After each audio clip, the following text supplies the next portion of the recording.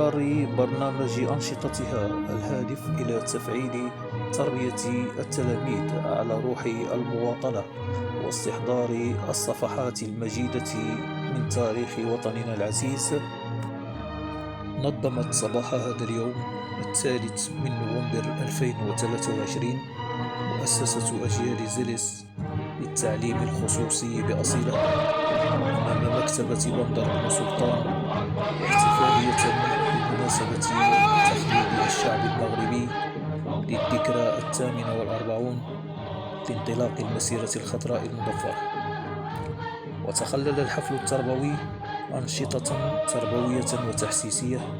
بأهمية الذكرى، ثم خلالها أداء النشيد الوطني وقسم المسيرة. كما مثل تلاميذ وأطر المؤسسة ملحمة المسيرة الخضراء، حيث جابت شارع محمد الخامس وحديقة محمد عابد الجابري، جسدوا من خلالها المشاركون المسيرة الحقيقية، وذلك برفعهم للأعلام الوطنية والمصاحف مرددين شعارات المسيرة الخضراء.